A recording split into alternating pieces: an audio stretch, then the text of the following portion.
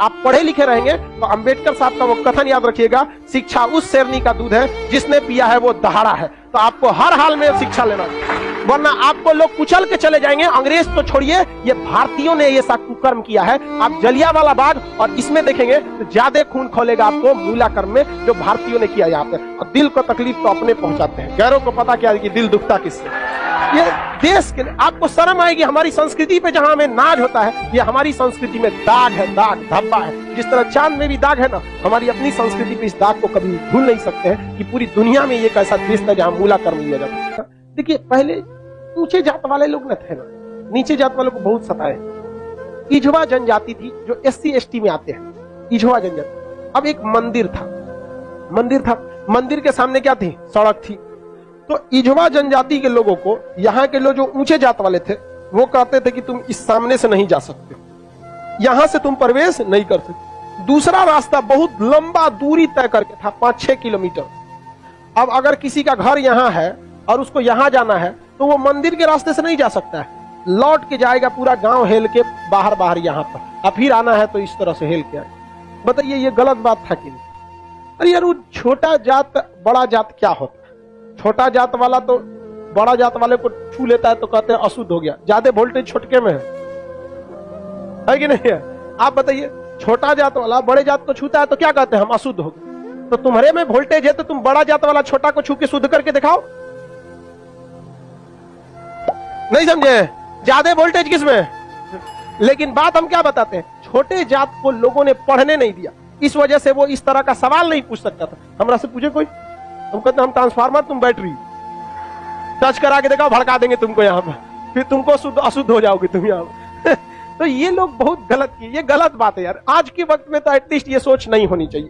क्या छोटा बड़ा जात करते हो, मतलब क्या ही बताया जाए इनको। खुद हिंदू धर्म के शास्त्र में पढ़ी, आपको पढ़ाए, ऋग वैदिक काल में जाति का निर्धारण कर्म के आधार पर उन लोगों ने अपनी फायदा के लिए जाति के आधार पर कर दिया, वंश के आधार पर किया कि नहीं किया? हम ये बात थोड़ी कर रहे हैं, ये तो ऋग्वेद में लिखा है। हम कौन होते हैं भैया बताने वाले कि जाति के आधार पर होगा कि नहीं? ऋग्वेद हम लिख ले हैं, जाके पढ़िए ऋग्वेद में।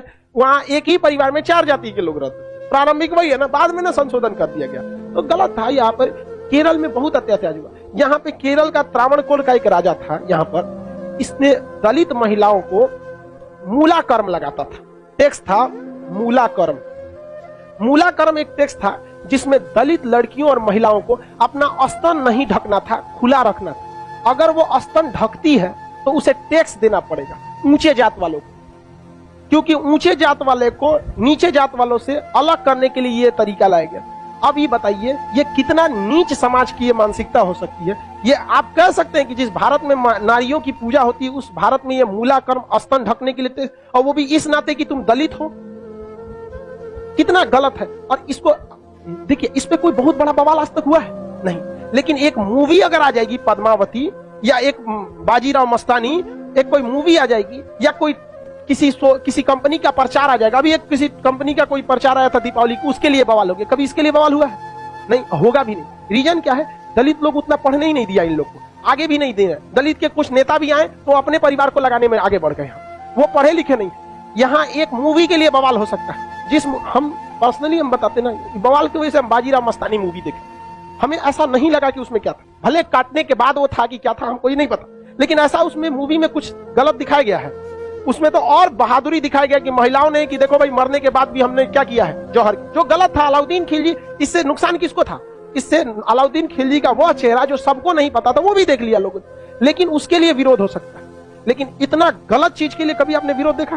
कभी नहीं। आप तो ये उन लोग को आज तक दबाए जाके रखा है। इतना गलत चीज वहां पे मूला कर्म लिया गया था, ये एकदम सरासर गलत है। और वहां पे जब टैक्स देने गया तो महिला जो थी ना, इस मूला कर्म को हटाने के लिए अपने स्तन को चाकू से काट दी और मर गई सब महिलाएं वहां पर। अब यह केरल ऐसा राज्य था जिसमें पुरुष सती होते थे। जब उनकी पत्नी अपना स्तन काट देती थी, ब्लड गिरने की वजह से मर जाते थे, तो चिता में पुरुष जाके मर जाता था कि हम ऊंचे जात वालों से नहीं लड़ सकते हैं, लेकिन हम अपना शरीर हम भी त्याग देते थे। पुरुष भी सती हुआ है इस देश में, ये ऊंच और नीच जात वाले यहाँ पर। लेकिन इसे, और यही अगर ये कांड किसी ऊंचे जात वाले के लिए कोई दिल्ली सल्तनत का राजा किया रहता, आज न्यूज चैनल पे बैठ के बवाल हुआ रहता। लेकिन दलित है ना भाई साहब, कोई आवाज नहीं उठाता है यहाँ पर। इसलिए आप एजुकेशन रहिए, आप ऊंचे जात के हैं या नीचे जात के हैं, पढ़े लिखे नहीं रहेंगे ना तो लोग कचल के चले जाएंगे। और आप पढ़े लिखे रहेंगे तो अंबेडकर साहब का वो कथन याद रखिएगा, शिक्षा उस शेरनी का दूध है जिसने पिया है वो दहाड़ा है। तो आपको हर हाल में शिक्षा लेना चाहिए, वरना आपको लोग कुचल के चले जाएंगे। अंग्रेज तो छोड़िए, ये भारतीयों ने ये सा कुकर्म किया है।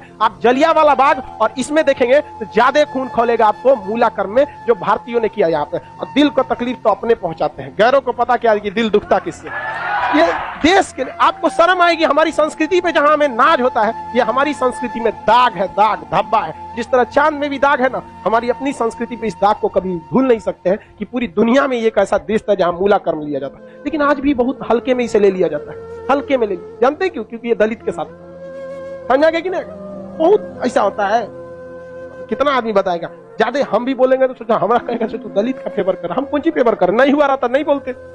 इजवा जनजाति के लोगों ने विरोध किया और इजवा जनजाति वालों ने क्या किया, इसको हटाया और मंदिर के सामने से वो क्या होने लगे, ज्यादा। अरे भगवान ने कब कह दिया कि तुम हमको मतलब नहीं यार, राम जी सबरी के जूठे बेर खाए थे, तू राम जी से बड़ा हो गया। अरे राम जी के पैर के धूल के बराबर है आज के वक्त में, चाहे कितना बड़ा प्रकांड विद्वान, सबरी के जूठा बेर खाए थे कि नहीं, जूठा बेर यहाँ। और आज लोग कहते हैं कि छू देंगे तो अशुद्ध। अरे भगवान जूठा बेर खाए, देख ले भाई, अब इससे बड़ा साक्ष्य क्या चाहिए। लेकिन नहीं, हम श्रेष्ठ रहेंगे, दूसरे को दबा के रखेंगे। ये सोच बहुत गलत है समाज में, और ये धीरे धीरे सही होगा। और इसको आप डायरेक्ट नहीं सही कर सकते। अभी समाज में ऐसे लोग हैं ना जिनके दिमाग में ये बैठा हुआ है उच्च जात हम श्रेष्ठ हैं, ये नहीं। ये समाज के लोग धीरे धीरे धीरे धीरे डिकम्पोज हो जाएंगे, बूढ़ा होके समाज।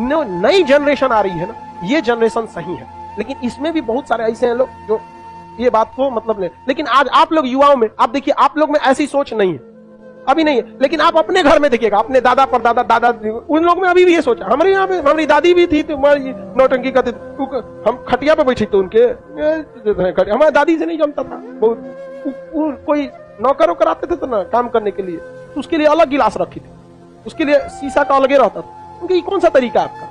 भाई आप भी पीने के बाद धुल देंगे, वो भी धुला जाएगा, सब साफ हो जाएगा, इसमें कौन सा बात है। लेकिन ना, मर गई लो, खत्म कहानी। मेरी सच बता, हम तो सोचते हैं ना, कोई मरे तो हम उससे उठा के एक बार पूछे कि आपको ऊंचे जात वाले शमशान में फूके कि नीचे जात वाले, और जो आपको आग लगाएगा ना वो किस जाति का हो, हरिजन होगा। और जब तक वो मुखाग्नि ना देगा, आग ना देगा, आपका क्रियाकर्म ना हो। ये बताइए पावरफुल कौन? समझा कि नहीं? छोड़ो इस सब बात को, लेकिन क्या कहिएगा, आप शिक्षित रहिए। आपसे आदमी उम्मीद रखता है कि आप समाज में ये भेदभाव को खत्म कीजिए, क्योंकि आप जिस जाति में पैदा हुए, जिस परिवार में पैदा हुए, इसमें आपका कोई योगदान नहीं। हो सकता है कि आप किसी दूसरे जाति में पैदा हो सकते, तो आपकी ये कोई योग्यता नहीं जिसे आपने अर्जित किया है। ये भाग भरोसे है कि आप ऊंचे जात में हैं तो कोई नीचे जात में है। खैर अब आगे आते हैं, किसी को कोई दिक्कत नहीं है।